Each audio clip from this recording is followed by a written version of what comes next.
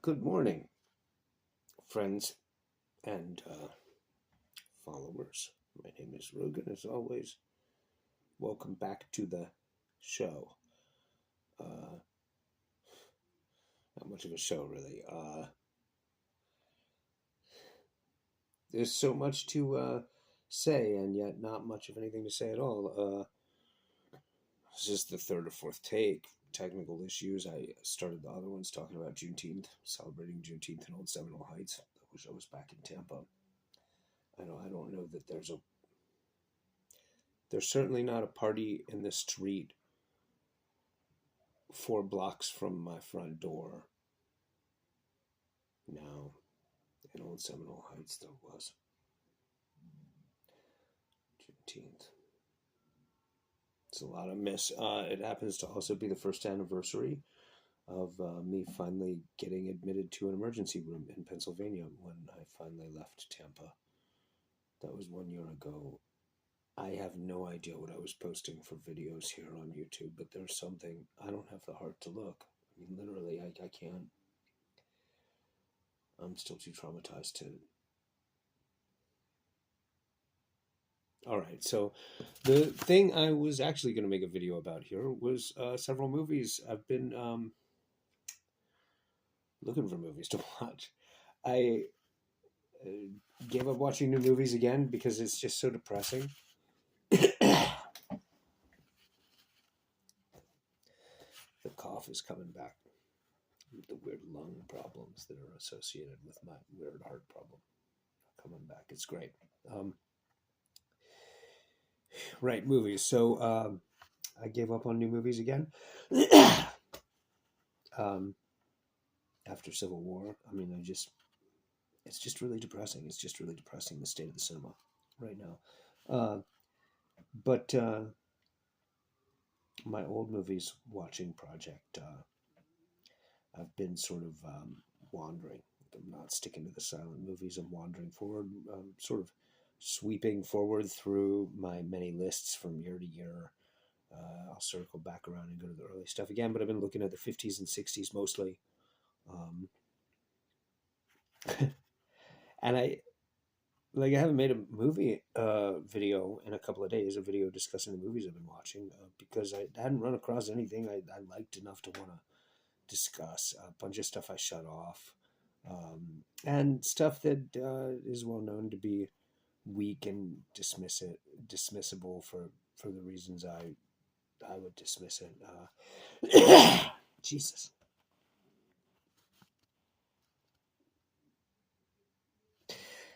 Catch my breath. So I tried again to watch King Kong versus Godzilla, not the new one, the old one. It's mid 60s, I think, early 60s. My card has just a list of the movies on it, and the years are no longer next to them. It's always been disappointing in exactly the way it is now. Of the half a dozen or so most delirious psychedelic era Godzilla movies, Godzilla versus King Kong, or King Kong versus Godzilla is definitely the weakest one. It's just slow. There's not a lot going on. It takes forever to get anything going. You don't see Godzilla or King Kong do much of anything for like an hour. Yeah, it's whimsical and absurdist and has very strange gestures at the edges in terms of formal gestures. There's like animated bits, stuff like that. It's typical of the Godzilla movies from this period, but yeah, it is definitely the weakest of them. It is no Destroy All Monsters. It is no Godzilla versus Hedorah. I've been failing to sit through King Kong versus Godzilla for those reasons since I was like 6 years old. The first time I saw it on TV when I was a child. It's had the same things wrong with it all along. I tried to watch the 1963, I think, Lord of the Flies, based on the novel by William Golding, otherwise known as the only good novel they teach in American high school as literature. Lord of the Flies, pretty great novel. Actually, the 1990 movie of it, I think, is excellent. I still watch that movie once or twice a decade. Seen it half a dozen times. The 60s movie, Brooke was theater director, uh, a very successful, pretentious British theater director. His big hit, I don't remember whether he directed the movie and the original stage version. I think so. I think he directed the stage version and the movie of it, Marat Saad, um, which is great, like really great. Um, well, erudite. You got to have some background or somebody watching it with you to brief you on the references. Uh, but and like the rest of his career, I'm not sure. I mean, it's pretension and ambition in similar ways. Lord of the Flies. I think he's just trying to make a hit movie. Uh, it's a pretentious black and white art film, um, and and that ends up being its failing. It actually, as an adaptation of the novel, it just isn't focused enough on the moment by moment breakdown of structure and order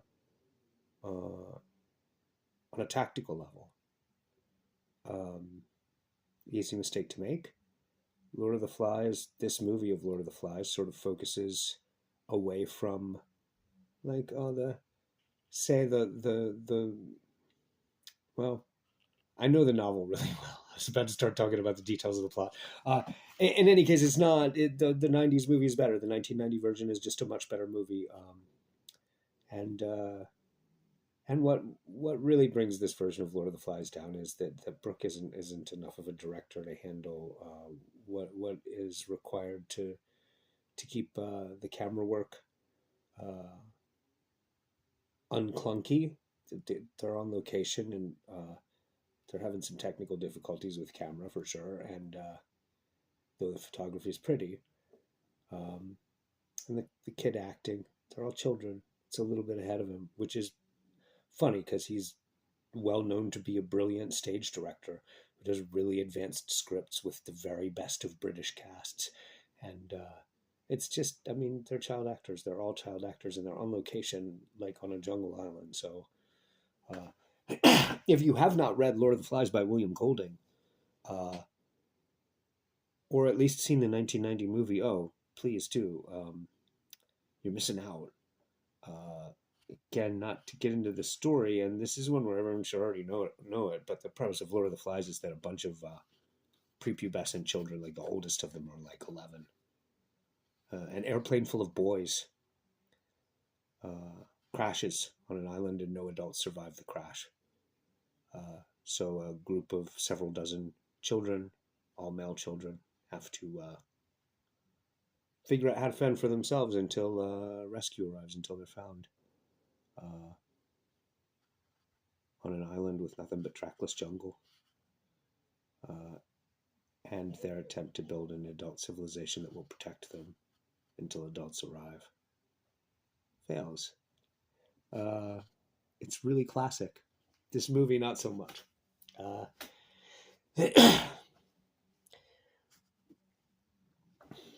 I already talked a lot about movies I don't care about? I tried to watch Pitch Black, which actually I think is 2000 with Vin Diesel. It's just bad. I mean, it was bad when it came out. I remember. I remember when it came out. I was working in a video store. Vin Diesel's great, and this was sort of the movie that launched him.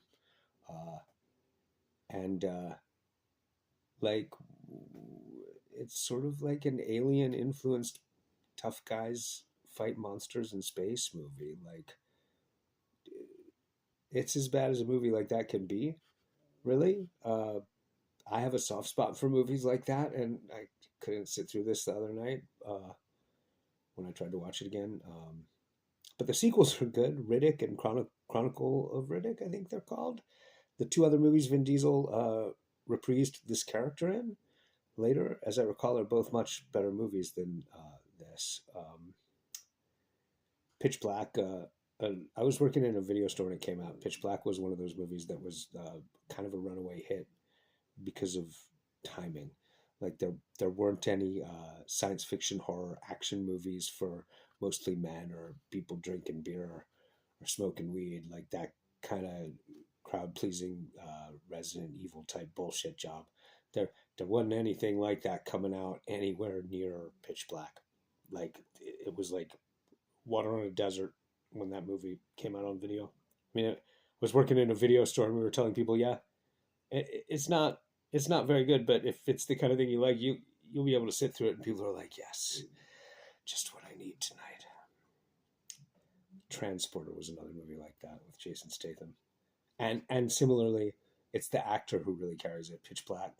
Vin Diesel is the reason to watch Pitch Black now, and I wish there was more of him. He's not in it enough, actually. Um, what else is on this list? The Gorgon with Christopher Lee and Peter Cushing is a Hammer production.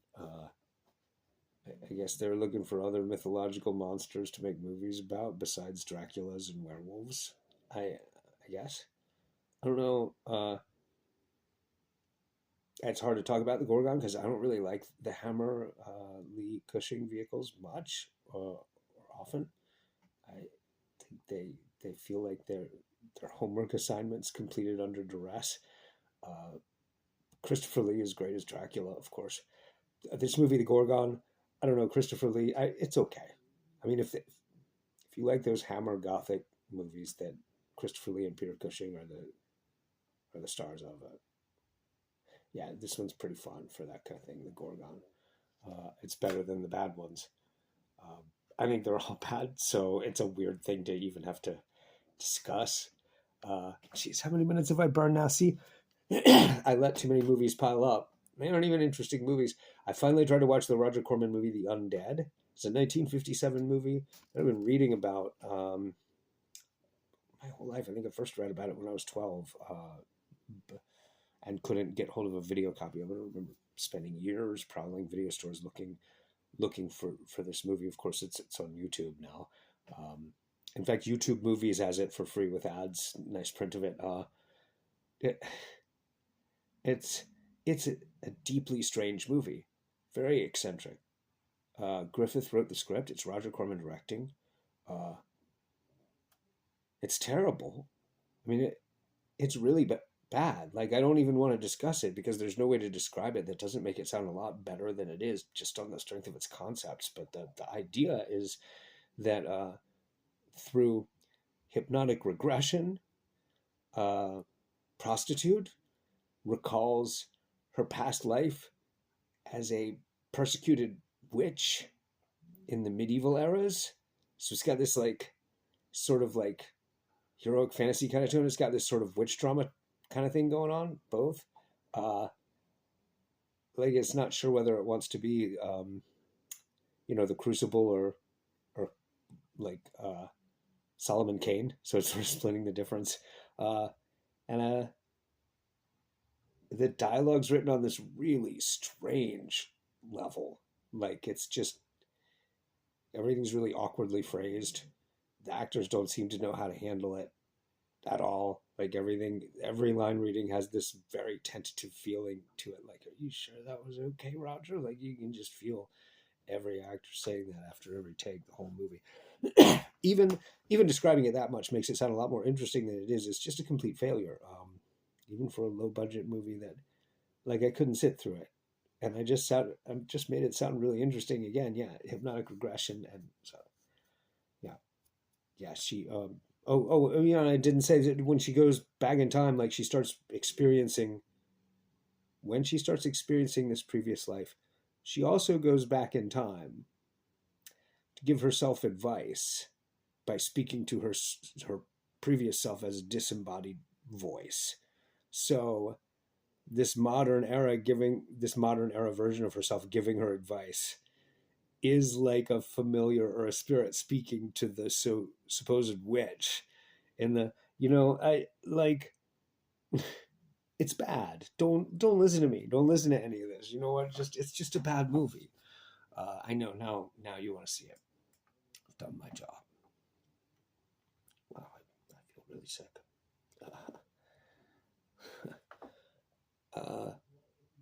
What else is on this list? The Giant Claw, 50s monster movie. It's famous for its very silly monster. Uh, it's just too slow and too paint by numbers to be interesting, other than the monster scenes. You can look at those clips on YouTube, they're fun.